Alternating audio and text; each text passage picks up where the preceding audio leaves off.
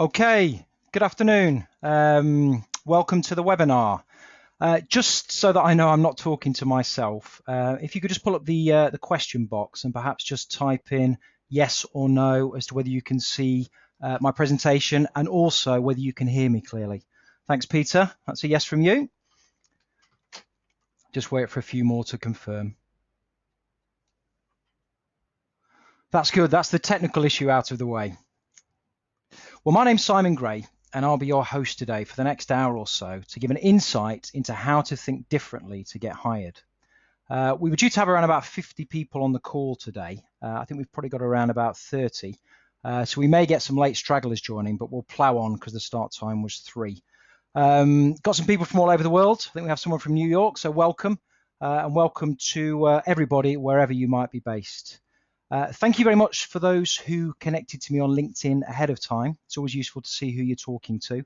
And if anyone would like to connect to me on LinkedIn after the presentation, you'd be more than welcome. And I'd like to say a congratulations to you all, because investing an hour of your time to come on a webinar with someone you've never, ever spoken to before is quite a big investment.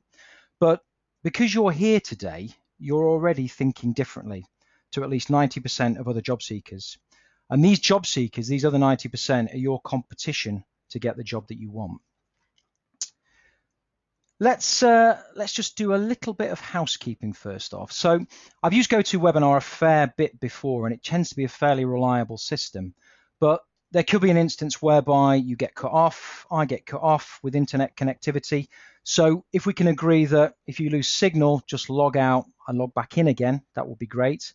And vice versa, if I have a problem this end, which I'm not anticipating, I'll do the same. As you've now seen, there's a question box on the right-hand side, and slightly strange speaking to a computer screen because normally I do face-to-face presentations, but I'm keen to make this as interactive as possible. So as we go through the presentation, if you have a question, a query, a comment, just jot it down in there, and I may come to that as we go through. Or I'm planning to have around about 15 minutes at the end where we can do some Q&A on the stuff that we discussed today. So just jot it in there. I'm not particularly good at doing two things at once, so talking and reading might be a little bit of a challenge. Anyway, we'll get to the questions later on. Excuse me. So first of all, why are you listening to me today? What's my background, and why should you take seriously what I'm about to tell you about the job market? Just as a very brief bit of background, I qualified as a chartered accountant back in 2000. I then fell into the recruitment industry, where I spent the next 10 years. So I first of all worked as a consultant in finance recruitment for 5 years. I then disappeared off to Japan and studied martial arts for 2 years full time. And I then came back to England in September 2008 to start a business. Now, those of you will remember that September 2008 wasn't a particularly good time to start a business, given the financial crisis. And the typical response you would get from employers at that time was, sorry guys, we know you've started a business, but there's a recruitment freeze.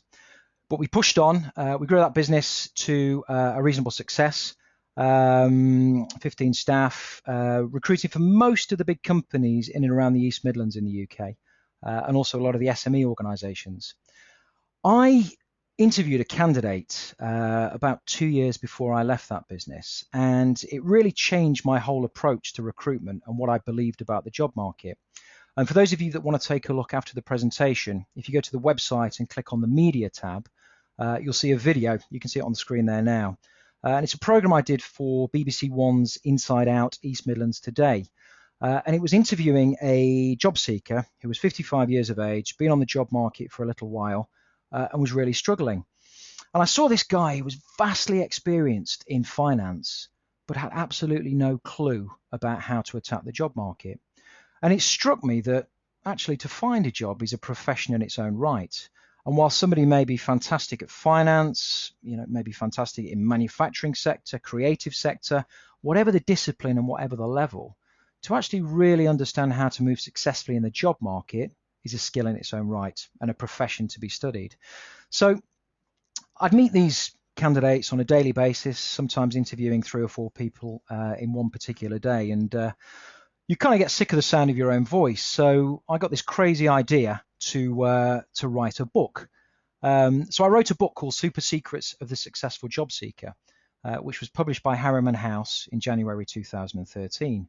And it kind of gave a lot of information to job seekers at any level about some of the things you need to think about and some of the things that you need to do to find success in the job market. And that didn't necessarily mean you would rely solely on a recruitment company.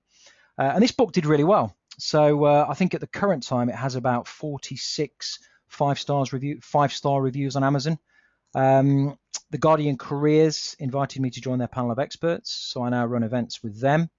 And the book was picked up by a qualification provider in the UK called AIM Awards, who created 2 accredited qualifications around skills for career planning and employability skills, particularly how to use LinkedIn to leverage professional networks. So I got to the stage about October last year where I realized from the success of the book and the success of doing the Guardian career stuff that actually the best way to help job seekers was not to find them a job through a recruitment company, but was to give them the right advice and the right knowledge to empower them to find a job for themselves. So I created Career Codex, started the business earlier on this year. Currently working on a number of things. I coach a number of private clients on a one-to-one basis, some of which are based outside of the UK. So we either do face-to-face or if they're abroad, we do Skype.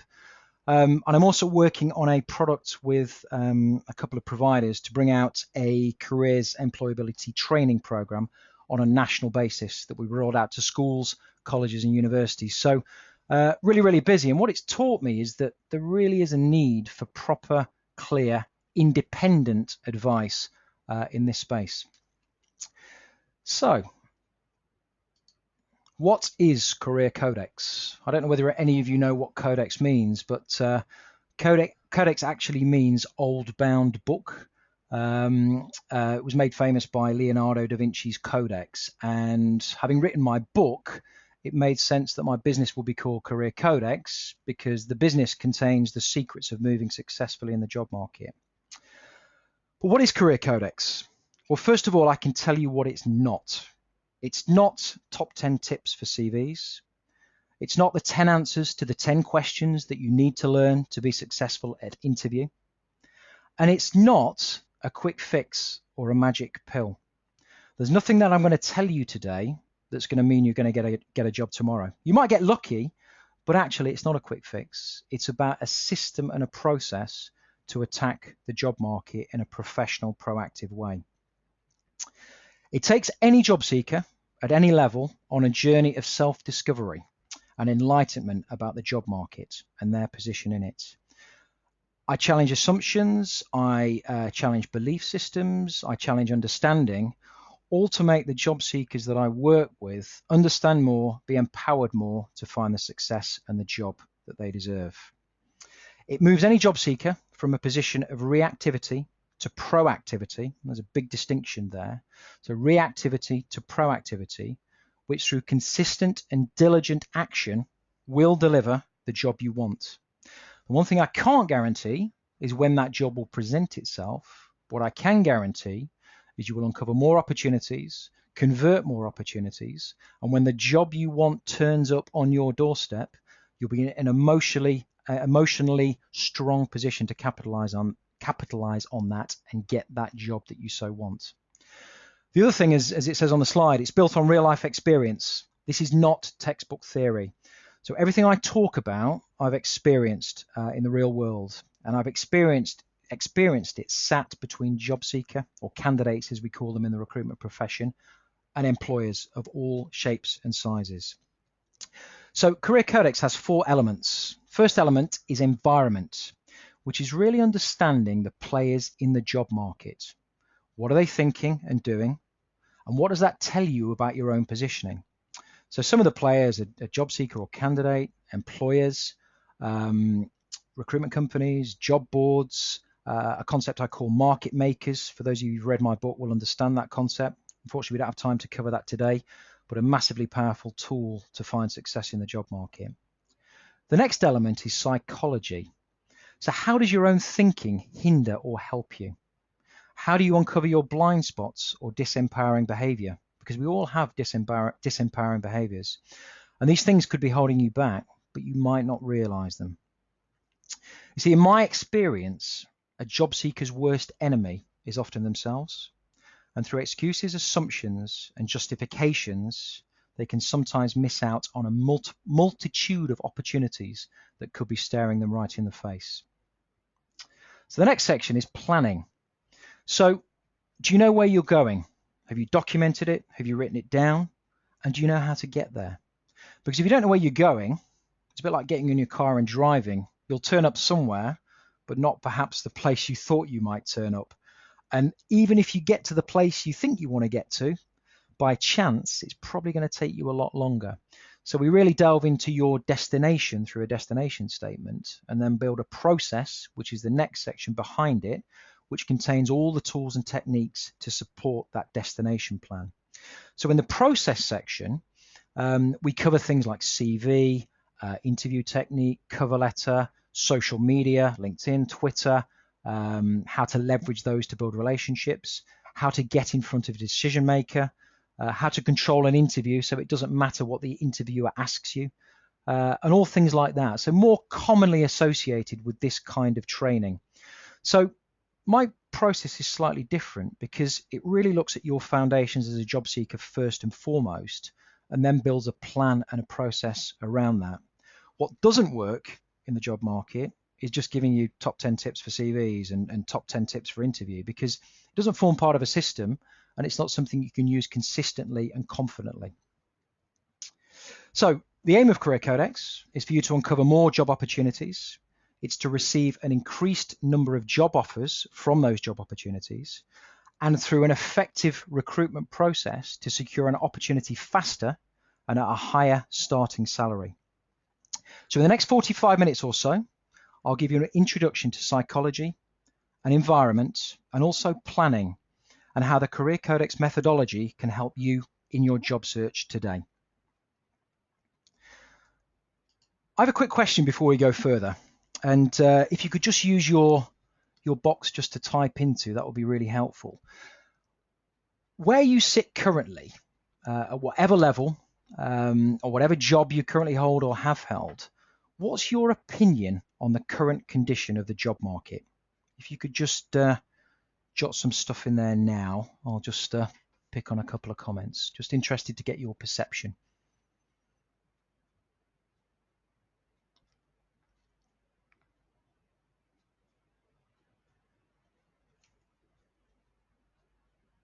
Lots of opportunity, Peter. Good. Okay, Dario, fierce. Tight, risk averse. Yeah. Buoyant. Okay, weak, slow. Limited. Yeah. Well, you're all right.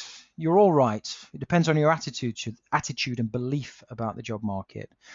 If I'd have asked this question probably 2 years ago, even perhaps 12 months ago, most people would say to me, it's pretty dire out there. And they'd probably be right. I presented to a group of students last week, and it was a summer school for school leavers, and I asked the students in the room, what's your perception of the job market? So these are guys just coming into the job market now. So looking at the UK job market, they described it as weak, slow, some of the comments that you put in the box there. And one girl described it as tragic. And I said to her, tragic? Wow, not heard that word for a while. I said, why do you think it's tragic? And she said to me, well, it's what I've heard. It's what I've been told. It's what I've seen on the news. And the sad thing was, she'd assumed this to be true without question. And I think if we look at all of our lives, we quite often assume stuff to be true without question, just because it's on the news, because somebody tells us who we trust. And what she went on to admit was that because she held this belief about the job market being tragic, that she took very little action to find a job at all, because she believed that any action she took would be simply wasted effort. So it's self-fulfilling expectations. Because her belief was inaccurate, then she'd never find a job anyway. So that would reinforce that belief, and this cycle of disempowered belief would continue now and in the future.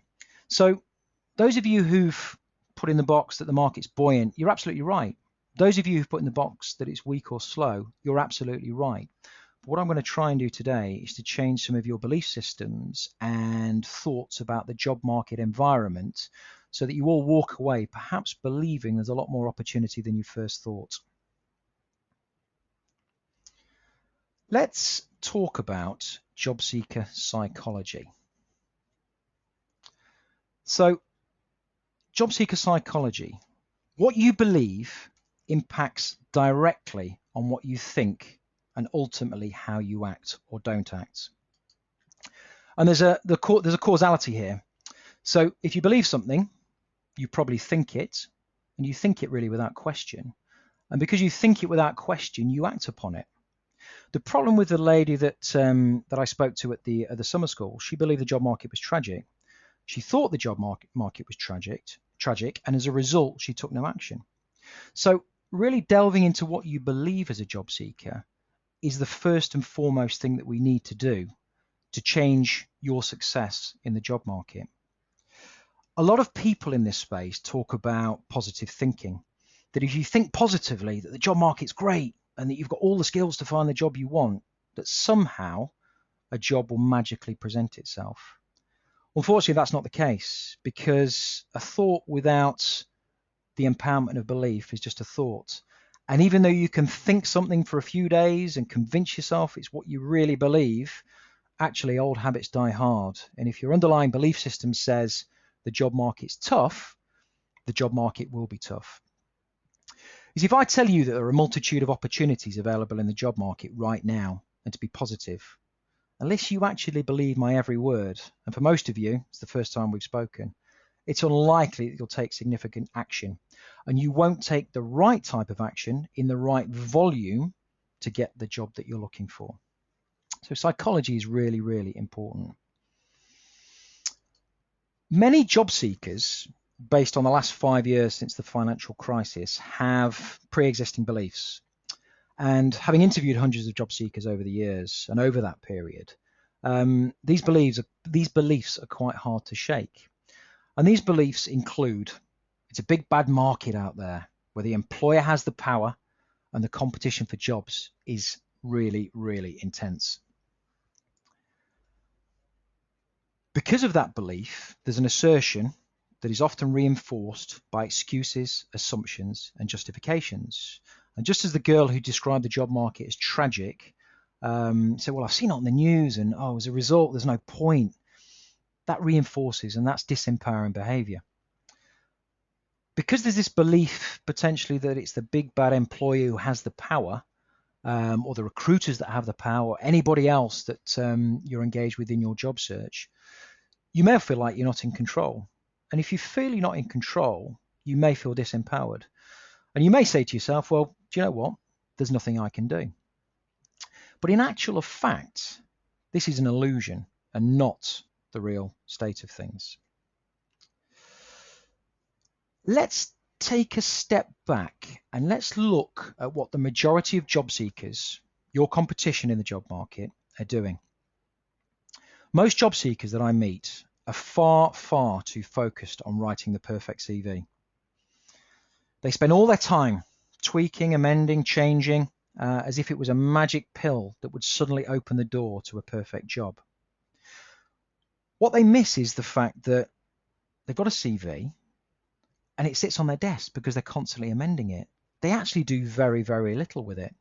Actually, the power of your CV is not necessarily what's just in it, although that is important, of course. It's what you do with it.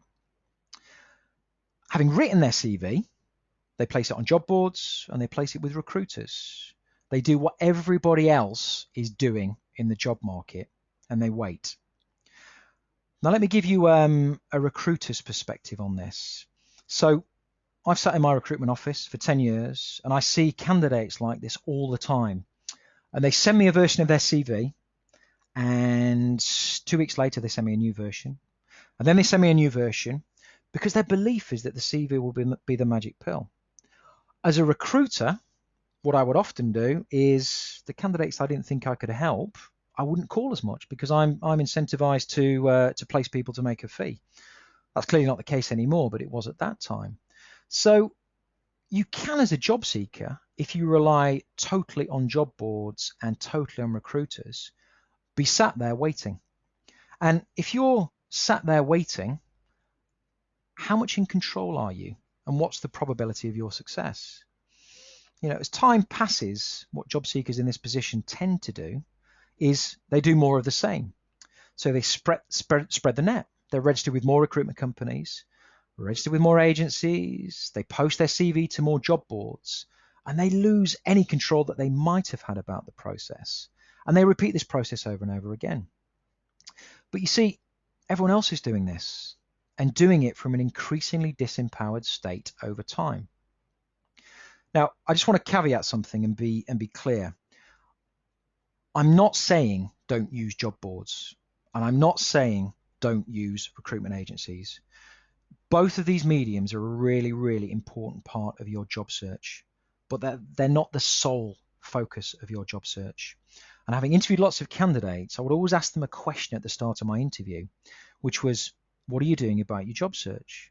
And they would look at me blankly sometimes and say, well, I'm talking to you and I'm on the job boards. And do you know what? I'm on the job boards 24 hours a day. And I'd ask them, well, what else? And they look at me blankly. And going back to my book, this is one of the reasons I wrote it, to give them an insight as to what else they could be doing. There's a further thing here in relation to recruitment agencies, because in any engagement with a recruitment agency or recruitment business, understanding their motivations and how to talk to them gives you a far better chance of making their shortlist time and time again. And many job seekers I've spoken to don't really understand how to talk to recruitment companies because they don't understand how a recruitment business works. So part of the Career Codex methodology is to say, yes, you're going to use recruiters, but you're going to do all this other stuff.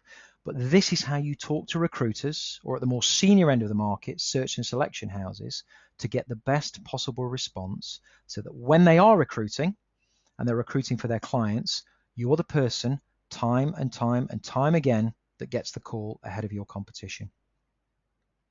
So recruitment agencies, job boards are very, very important. What we're going to uncover later as we go through the presentation is that because everyone's doing this stuff, your competition's doing this stuff, there's a far lower probability of success. And just to emphasize this point, let's look at a quote from one of the brightest people that ever lived, if not the brightest, Albert Einstein, who said, the definition of insanity is doing the same thing over and over again and expecting different results. Now, I've taken this a stage further to say the definition of job seeker insanity is copying what other job seekers are doing and expecting to be the one that gets hired. Because how can copying what other job seekers are doing as a blueprint for success ever help you stand out from the crowd and be the one to get hired? You might get lucky, but it's far better to stand out from the crowd, which is a common phrase in the recruitment world. But copying just what everyone else is doing makes life far more difficult for yourself. So the Career Codex methodology is built on empowered beliefs. And success is about starting with a true understanding of your job market environment and the belief that the market is full of opportunity. You have sole responsibility for your success or failure. And this is quite a difficult paradigm shift for most job seekers, because when I've interviewed candidates in the past, they've often blamed the recruiter, they blame the market, they blamed their family, they blamed they're too busy. And actually taking sole responsibility for your success or failure is massively liberating, because if you take sole responsibility for something, everything's in your control and everything's in your power to change. If you blame other things in the market, well, you don't control those, so you can't impact those. So a big, big paradigm shift, and obviously one of the most difficult things for job seekers I work with to get is that it is all about sole responsibility. And this gives you an opportunity to say, well, I'm in total control. And through a personal job seeker plan, there's so much you as a job seeker can do to stand out from the crowd and to get the job that you want. So We enter a new paradigm through Career Codex, which is, as a successful job seeker, your success in the job market has absolutely nothing to do with the job market. It has everything to do with you. And I'll read that again. Your success in the job market has absolutely nothing to do with the job market. It has everything to do with you. So we've touched on psychology, and we've touched on the importance of psychology. Now we're going to talk a little bit about the job market environment and how that works, and how an understanding of the job market environment reinforces an empowered belief system to give you the best chance of finding and then securing the job that you actually want. So let's take a look at how employers make decisions on how, when, and who to hire. In my experience, and I've spoken to a lot of employers over the years, employers are scared of making the wrong hiring decision. I think somebody in the box put it risk averse. You're absolutely right. Employers are risk averse. They don't want to make a decision that's going to go wrong. So they're scared of making the wrong hiring decision. They're also scared of spending money in the process of doing this, because if they spend money on an advert, they spend money on a recruitment agency, and things go wrong, they've got a sunk cost there that they can't recover, and they're back to square one. They also have their own management time that they need to dedicate to a process. And in my experience, business people are often reluctant to dedicate a huge amount of time to any recruitment process, which is why sometimes they do go straight to recruiters. Because if they're dedicating time to recruitment, it inevitably distracts them from running their day-to-day business. But actually, you know and I know that probably the most important thing in any business is the people. So if anyone was going to invest time in doing anything, it's about hiring the right people and making sure they're a success from day one. So employers, to put things into context, are impacted by fear, uncertainty, and are extremely cost conscious. And for those of you that are in the job market currently, if you're experiencing a situation whereby you're talking to a recruitment company who is representing a business for you, an opportunity, and you're hearing, well, they've not made a decision, they're just looking at other candidates, this is because they're scared, they're uncertain, and they're extremely cost conscious. It's a common scenario. When an employer decides to recruit, they usually have 3 conversations. And any of you who have run your own businesses or worked at senior positions where you do recruit have probably gone through this process, but may have not consciously thought about it. And these 3 conversations are a bit like ponds. That's the reason you're probably all wondering why I've got the fisherman catching the fish. But they're a bit like ponds with fish swimming in them. And the fish represent the job seekers, and the ponds represent those particular conversations. So when an employer is looking to recruit, the first thing they do is they'll talk to their peer group. So I'm a chartered accountant. I needed to recruit an admin assistant recently. And what I did is I phoned up my closest friends, who were all senior business people, and said, I need to recruit an admin assistant. Can you help? Can you help? I need to recruit one. And I had no luck. And sometimes you don't. But sometimes you do. Sometimes you do. Then I went out to my extended network and I spoke to people like lawyers, any business coaches I know who are well connected. Basically anyone well connected. Accountants are very good because they represent numerous businesses. Anyone and everyone that's in my outer circle who are business associates but aren't necessarily friends. And I said to them, I need to recruit this admin assistant. Can you help? And actually I got recommended somebody, and that person was recommended to me and I hired that person. Now, ponds 1 and 2 is quite an interesting concept, because the person that was recommended to me, who I ultimately hired, I interviewed one person. And I interviewed that person and I took that person more serious because my business associate had recommended them. And because my business associate had recommended them, there was an implicit recommendation in there that this person was probably good. Because if you guys are like me, you probably don't go around recommending people that aren't particularly good, because it has a it has a chance of blowing back on you in a not too pleasant way. So people tend to only recommend people that are good. So I hired somebody in Pond 2 through my extended network without ever going to the job market. So if you were a candidate looking for an admin assistant role, you probably never would have seen this job because it was never advertised. And because it came through my extended network, as well as the implicit recommendation, it was at zero cost. The only cost was my time. And because there was a recommendation, I interviewed one person. My problem was solved. So going back to the things that employers are scared of, they're scared of hiring the wrong person. Well, this person was recommended. They're cost conscious. Well, there was no cost here. They're scared of uncertainty. Well, this person was recommended. So altogether, I was far more confident in the hire and got the hire far more quickly.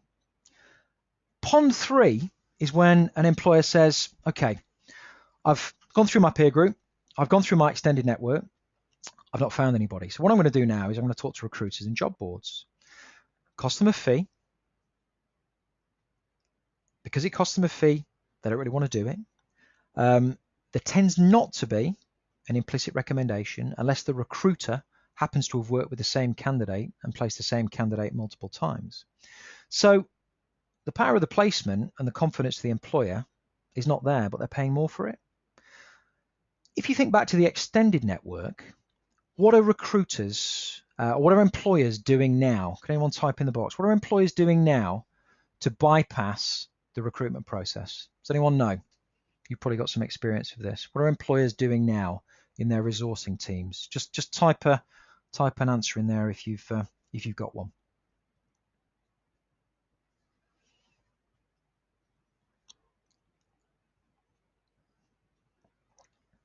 Any ideas?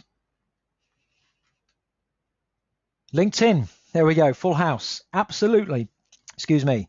Yes, LinkedIn. They're going to LinkedIn. Michael, yes, networking. LinkedIn is an online form of networking. And the purpose of LinkedIn is to take you from an online relationship to a face-to-face relationship for the purposes of recruiting. So they're going to LinkedIn to avoid costs. And they can build a relationship online before they invite somebody in. So if you're not in the extended network market at the moment using your LinkedIn profile, you're missing a trick. And going back to what I said earlier about the CV, many job seekers spend loads and loads of time perfecting their CV and do very little with it. In my experience, many job seekers create a LinkedIn profile, and when questioned, what are you doing about it, or what are you doing with it, they look blankly because they're not quite sure what to do. So LinkedIn is a massively, massively powerful tool, and it's not part of the, it's not part of the conversation today, but it is very much a big part of the Career Codex methodology. So jumping back to Ponds 1 and 2, I call Ponds 1 and 2 the hidden market because it's a market that as a job seeker, until you know it exists, you'll never see, you'll never hear, and you'll never access. And I would say, and it's a guesstimate, but it's based on conversations with employers over many years, that probably 50% of the jobs that are ever filled are filled in the hidden market. So if you rely just on recruiters and just on job boards, as well as being an intense competition, you're also missing out on 50% of the job market. So as a job seeker, accessing the hidden market should be part of your job search strategy. The other important observation here is that jobs often exist within organizations, whether they are advertised or not. And I'm going to repeat that, and I'll repeat it slowly because it's very important. So the other important observation here is that jobs often exist within organizations, whether they are advertised or not. So most job seekers will wait for a job to be advertised because they feel they're bothering the employer if they were to approach directly, or they don't know how to approach directly, or they don't think they can approach directly. But what I've said about uncertainty and what I've said about employers' mindset, the smart employers know that the time that they need to hire is probably the time that their competitors need to hire. And at that time, it could be quite difficult to secure the chosen candidate. They might lose out to a competitor, or the candidate might not even be available. So smart employers are always interested in direct approaches, particularly if it's done in the right way. And I've seen people get jobs on this basis by a good approach with the right skills and experience, because it solves the employer's problem. And waiting to see a job advertised on an employer's website, on a job board, or through a recruiter could often mean you're too late. So as a job seeker, if you have the opportunity to get ahead of the market and to get into the hidden market, you have an opportunity to be in pole position in competition with only yourself for 50% of the jobs in your sector and at your level at any particular time, which is a really, really powerful paradigm shift in how you would approach the job market. Let's move on. And let's talk a little bit more about the hidden market. And I've covered some of this before on the previous slide. So most job seekers see what's to the left of the grey line, which is job boards and recruiters. They don't understand the hidden market exists, and they don't necessarily understand the higher probability of success because of lack of competition, implicit recommendation, and lack of cost on the part of the employer. They also don't necessarily understand that the employer will hire when the candidate appears, and not necessarily when the job is advertised to the wider market. And there are two ways to access the hidden market, both of which we cover through Career Codex's methodology. The first one is going direct. The second way is through professional networks. So going direct involves, through your planning process, identifying the businesses that you want to work for and building a strategy and a plan to talk to those businesses, not about jobs, because nobody wants to hear that you're knocking on the door for a job. It's a turn off immediately, or can be a turn off immediately, it depends, but you approach them in a slightly different way. And I was working with one of my private clients recently, and we did this exercise with this guy. It's actually through a professional network, and he identified a non-executive director who was very influential in his sector, and he made a contact with this non-executive director in a certain way, which opened up an opportunity, and it opened up an opportunity with one of the businesses that the non-executive director represented. And this guy had an interview and I think he had a face-to-face meeting actually. The job didn't go anywhere, but he had the opportunity to explore something in the hidden market that he never would have seen. So going direct, professional networks is how we access the hidden market. And the plan and the process that goes behind the Career Codex methodology is how you do that. So let's move on to planning and process. How many of you are gym members? Just type yes in the box if you would. If you go to the gym, member of a gym, pay a subscription, how many of you are gym members? Just type yes if you are, no if you're not.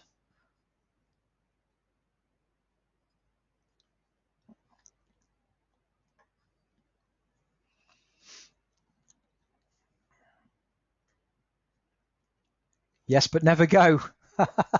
You're not alone, although I do go. Okay, so some of you are, some of you not. So what you'll find in January is that the gyms get really, really, really busy. Now, they get really busy. We all know this. They get really busy because people after Christmas think, I've eaten too much turkey and I need to get fit. And I'm going to join a gym and it's part of my New Year's resolution. And the gyms know this. So the gyms advertise to this effect and they give you a free pass to encourage you to come in and people join. And what happens is people join the gym. They're full of enthusiasm on day one. Their first session, can't wait. They run, they do weights, whatever it is they do, whether it's to tone up, build muscle, doesn't matter. And they go home. And you'll notice before they go home, you'll see these people if you go to the gym. You'll see these big mirrors and you'll see the guys walking past flexing their muscles to see if they've grown that session. Or you'll see them get on the scales and have I lost weight? Oh, I put on a pound. And this comes back to inaccurate belief systems because muscle weighs more than fat. But they'll go home disappointed, or they may go home disappointed. So they come back 2 or 3 days later, do the same again. Don't see any noticeable results. So they go back again, do it again, repeat, until they get to the point, as the lady is on the right, that they're just not seeing the real results. They've had enough. And if you are a member of a gym, by about June time, you'll see that the gym's emptied quite considerably. You see, there's a reason for this. And it's in the modern world, we expect instant results and instant gratification. We want to get everywhere faster, we want everything done quicker, and we want a result now, here and now. We're not prepared to wait anymore. It's instant. Fast food restaurants, prime example. We just don't want to wait. So think about this lady at the gym. She's quit after 2 weeks because she didn't notice the results. She couldn't see the results. What about if she got to the 30th of June? She spent 6 months diligently running a process, picking up her gym card, lifting weights, toning up. Do you think she might have looked different? Absolutely she would. She would have lost weight. She'd feel good. She'd feel happy. And she would notice the results. But because she's in it day to day, she couldn't see those results and she missed the opportunity to progress. There's something that I call the downward spiral, and it's linked directly to time. And if you watch the video at the end of the presentation that's on the website, I think I'll talk about that in there. And this candidate that I did the TV program with went very much down this downward spiral very, very quickly indeed. Because unfortunately, in the job market, the process of finding a job takes time. And the more senior you are, the longer it's likely to take. It's just a fact of life. There's less jobs at the senior level than there are at the junior level. So if you're a senior executive, it might take you 3 months, might take you 6 months to move in the job market. If you're a student straight out of university, well, you might get something in 2 or 3 weeks. It's down to the seniority of the job. And this time has 2 elements, and not many people realize this. There's what I call calendar time, which is the period of time that a job seeker doing everything right would need to spend in the job market to get from A to B. A, not having a job, B, having the job they want. So at the senior executive end, it could be 3 to 6 months. At the junior end, it could be 3 to 4 weeks. But there's also something called investment time, because you have to work at the job market and you have to invest time building networks, building connections, managing a process, very much like managing a business. So if you're in a job currently looking to move to the next job, you have less investment time. Same amount of calendar time, but less investment time, which might mean it might take you a little bit longer. If you've been made redundant, you're on the job market for whatever reason, you'll have more investment time, same amount of calendar time, which is what your competitors would expect to take to move in the job market, but you can probably move more quickly. And as part of the process and the plan that you would put together, we define your calendar and investment time so that you have an expectation and a realistic expectation of how long it can take you to move. The problem is, and what I've seen time and time again with job seekers, is they're so attached to outcome over a period of time, they end up like the woman on the right, tearing their hair out. And the problem with that is, if you're in that situation when the right opportunity presents itself and knocks on your door, or you uncover the right opportunity through the hidden market, what chance have you got of getting the job? You're disempowered, you don't believe in yourself, you've lost confidence. It's completely the wrong time for that job to turn up. So one of the things we do as part of the Career Codex methodology is we make sure that over your defined planning period that you remain in control, you remain emotionally strong, and in fact we build your emotional strength through wins that you will see through uncovering opportunities in the hidden market and various other stuff that we do. So the successful job seeker knows that things may take time, and having defined the destination, which is the job they want, they run a process detached from individual outcomes along the way. And they understand that rejection is just part of the process and an opportunity to learn and develop. So you might have an interview today and it might not go well. You might be rejected from that process. It's nothing to be taken personally. It doesn't throw you off course in terms of your long-term destination. It's just, it didn't work. And in any recruitment process, there are so many variables because you have people on both sides of the transaction, and people have opinion, they have perceptions. So you're never going to get every job that you go for, and you need to expect that. So it's about playing the numbers game to uncover more opportunities when those opportunities present themselves, to be in a better position emotionally and have a secure process and strategy to convert those opportunities into job offers. So through the Career Codex methodology, we run a process. You self-monitor through that process to make sure you're not slipping into bad habits. We uncover blind spots, and you focus on the process and not the prize. You see, feedback is a great teacher. And I watched, I don't know whether anyone's seen this film, but I'm quite a film buff, and I watched a film at the weekend with my wife called Rush, which was about it's Formula One motor racing, and it's about the competitive rivalry between James Hunt and Niki Lauda, who were at the top of their game in the 1970s. And at the end of the film, it had this intense rivalry, and you thought they didn't like each other. And Niki Lauda says, a wise man gets more from his enemies than a fool from his friends. A wise man gets more from his enemies than a fool from his friends. What he's basically saying is that in our environment, job market environment, you can actually learn more from feedback. And through a process of gaining feedback, we fine-tune the process to make sure that next time you're better than you were the previous time. And we focus all the time on process, not prize. So, linking back to job seeker psychology, when the right job does show up, you're in a best position emotionally to capitalize on it and to be the one that gets offered ahead of your competition. So, let's just summarize where we've got to today. So, quick summary. We talked about three things really, and it was very headline. So there's a lot of detail behind this, but as a headline, we talked about job seeker psychology and how what you believe impacts on what you think and the action you will choose to take or not choose to take. We then talked about the job market environment, which is particular to you, and how uncovering the hidden market presents more opportunities with a higher probability of success. We then moved on to planning, where the focus is on process, not prize, which keeps you in the game longer and makes you better able to secure the right opportunity when it presents itself, whether it came through a recruiter, whether it came through a job board, or whether you uncovered it yourself. And through accessing the hidden market as part of your planning and process, you have an opportunity to uncover perhaps 50% of the jobs that you would never see and be in competition with only yourself. In terms of next steps, if what you've heard today has really resonated with you and your own situation, and you're interested in the Career Codex methodology and pursuing things further, we have 3 programs that we're launching online courses for, starting on the 29th of September and the 27th of October. And I'll just run you through those really quickly.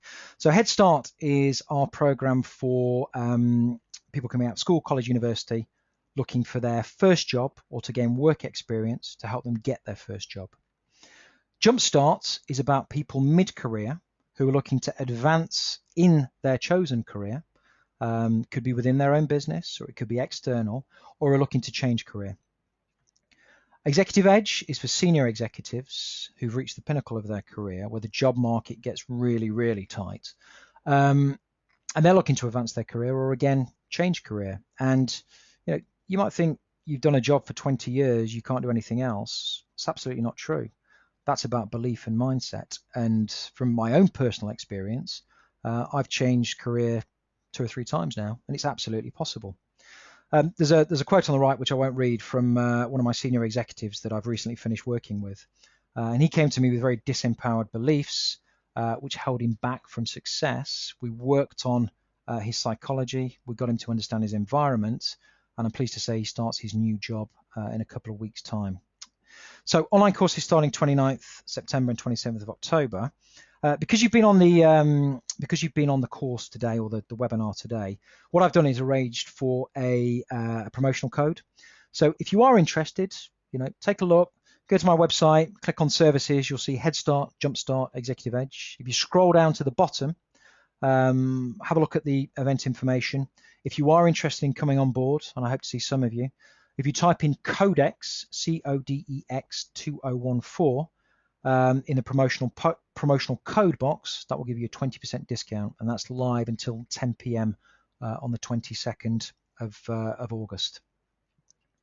If that's not for you, and it won't be for everybody, I'd like to keep in touch, and as an incentive to, I guess, keep in touch, if you go to the website and click on the home page and drop down to, in fact, I think it's on every page, and drop down to the bottom, you'll see an opportunity to sign up for my blog and my newsletter. Now, I don't bombard people with emails because nobody reads them if you do. If you go there today, sign up for that. Anything that I'm doing, whether it be free stuff, paid for stuff, speaking events, whatever else, you'll get to know about. And you will receive in your inbox a free guide which builds on some of the stuff I've spoken about today, which is 5 things successful job seekers know that others don't. The other thing you can do is to follow on Twitter, LinkedIn, Facebook, or connect to me directly on LinkedIn. And it'll be an absolute pleasure to connect. So I think we've got time. How are we doing? 10 minutes. We've got 10 minutes. I know some of you will need to go. So does anyone have a question? And we may not get round everybody, but does anyone have a question from today?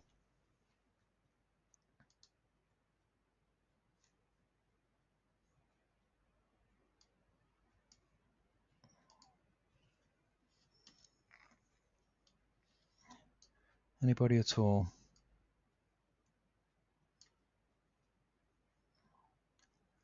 Okay. Any tips on using LinkedIn effectively? Yes. So LinkedIn has 2 elements. LinkedIn is a shop window, first and foremost, and that's what most people use it for.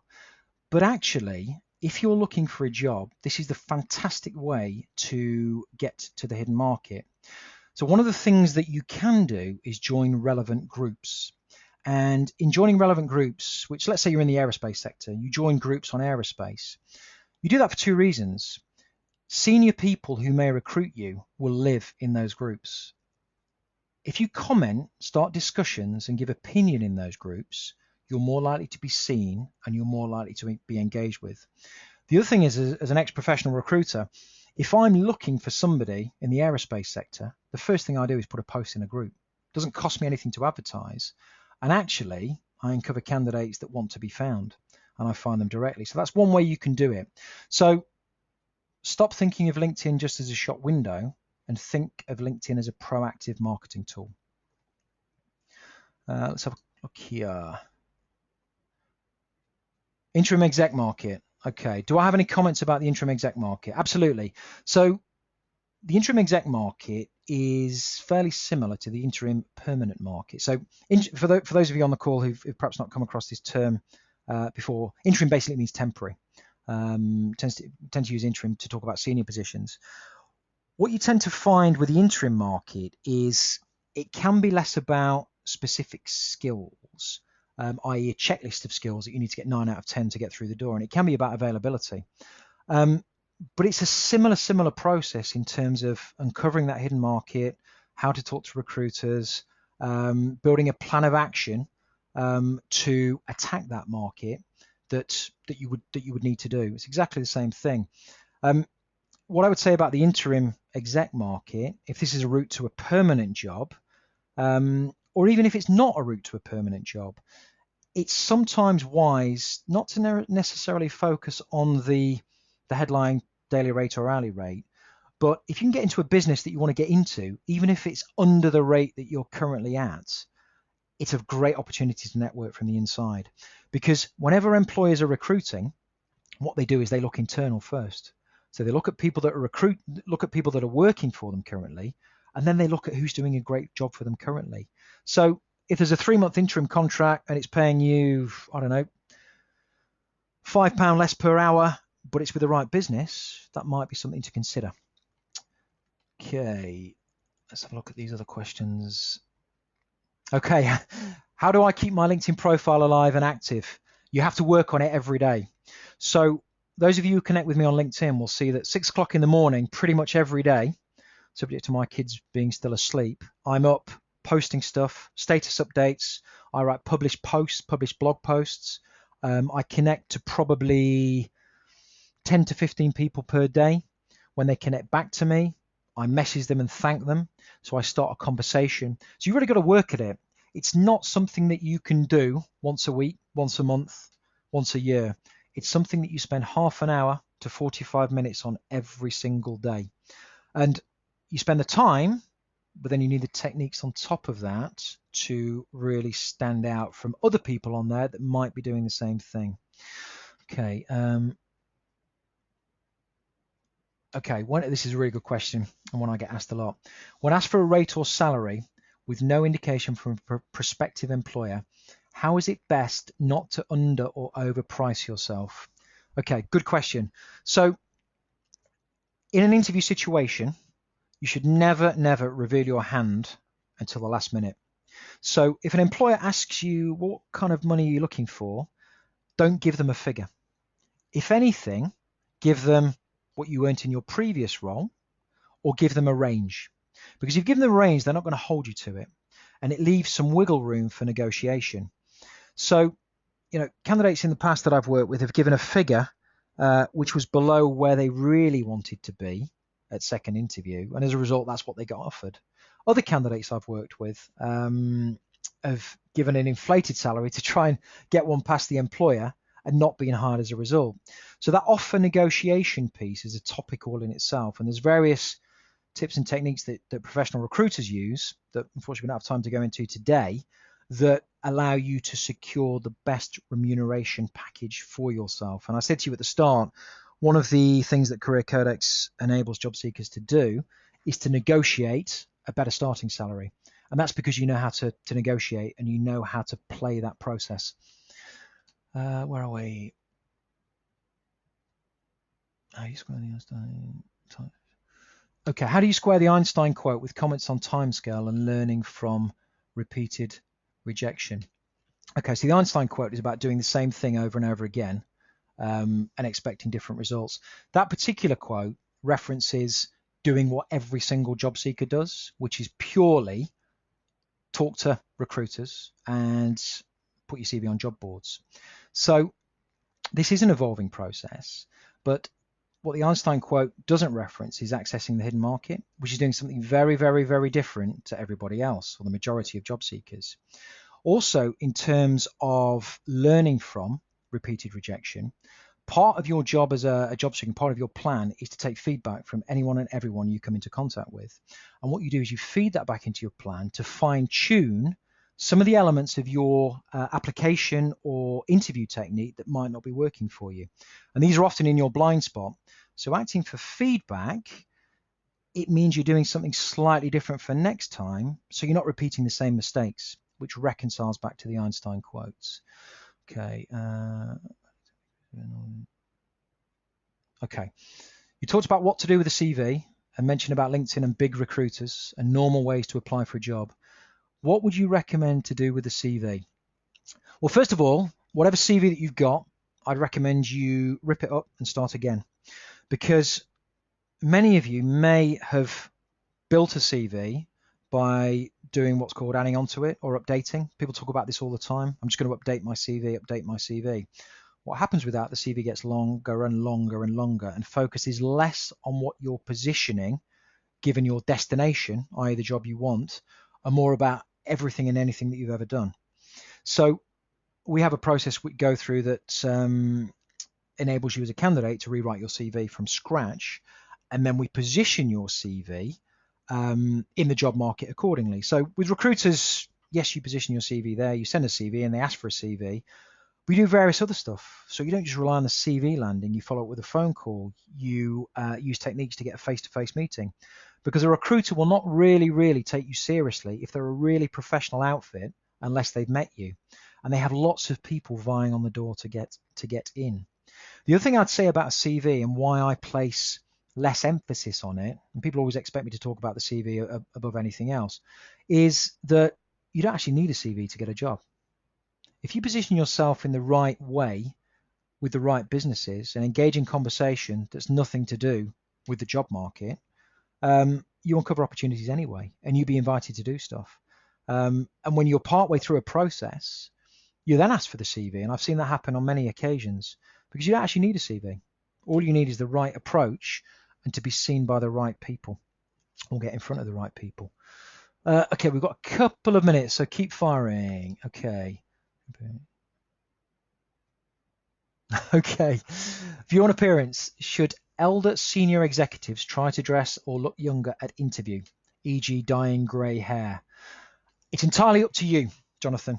What I would say is the most important thing about presentation is business dress and body language. And actually, if you have a smart suit, or if you're a lady, blouse dress or trouser suit, what you look like shouldn't really matter. What your body language says about you really does matter. So on the dyeing the grey hair point, if you're conscious of your grey hair and it gives you more confidence to dye it, then do it, but don't do it for the employer. Thank you, Nigel. Jonathan. Jonathan again. Re-salary expectations. I was told many years ago to ask for the market rate, and this makes the employer make the first move. Yeah, good idea. You can try that tactic. Absolutely.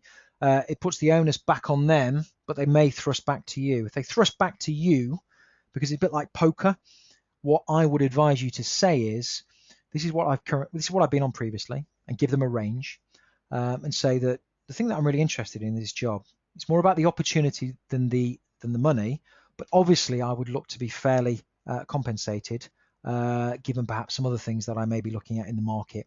So they know you're perhaps looking at other things, you're really interested in their job, and you've taken the power back. Jeffrey, any advice on cover letters? Absolutely. Do not tell them in the first sentence that you're looking for a job. Do not refer to your CV in the first sentence. Instead, it needs to be all about them. In the Career Codex methodology, we have a framework that we give job seekers, which is called the job seeker dichotomy. And the job seeker dichotomy is 2 rules that govern every interaction that you have with yourself and with anyone in the job market. And part of the job seeker dichotomy is that it always needs to be about them and never about you. So yes, I have a strategy for cover letters, which works. And it's not about your CV. It's not really about what you've done. And it's certainly not repetition of your CV, which is often what job seekers do when they put together a cover letter. And it's just another document for people to read. Okay, one last question, which is from Jennifer. How do you approach an industry that you don't have a background in, regardless of the fact that the roles I qualify don't require that industry knowledge? Yes, I remember you contacting me on email, Jennifer, and I promised to answer this question. If we run out of time, I can cover this off air with you. So when you go to recruiters and when you go to job boards, the people that sit between you and the employer are very fixed on sector experience, industry background, and they're very fixed on it because they have a lot of people to choose from. And they're very fixed on it because quite often they don't really understand what it is you do. When I was a recruiter, I'm an accountant and I understand the accountancy profession, which makes it very easy for me to add value to a candidate's application when talking to an employer. But a lot of recruiters haven't worked in your background. So they play this game of snap where they say, okay, that's on the CV, that's on the job spec, this person's a pass or a fail. You will have some fantastic skills to get a job in a sector that you've never worked in before. And to do that, that's about uncovering the hidden market. You can spend time educating the recruiters, and job boards is more difficult because you rarely speak to a person. You can spend some time educating the recruiters, but actually the better results come from the hidden market, where you have an opportunity to go direct to employer. And you will position transferable skills. You would position yourself as, while not having worked in the sector, have researched the sector, because a big part of the process part of Career Codex is all about preparation. Because if you're going to control your job market situation with a particular employer, you're going to know everything about that employer. So you'll stand feet above your competitors if you prepare well. And actually your background can fade to some extent. It's not as relevant, your industry background. I've personally done this. So I worked in recruitment for 10 years, and people told me, well, you can never leave recruitment.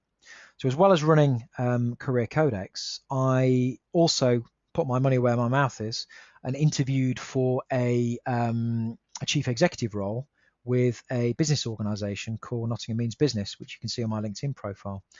And I was up against candidates from the sector who'd worked in that space. They threw everything at me. You've not done this, you've not done that, and you've not done the other. But I got the job. And there's various ways that I got that job, but part of that was to do with preparation.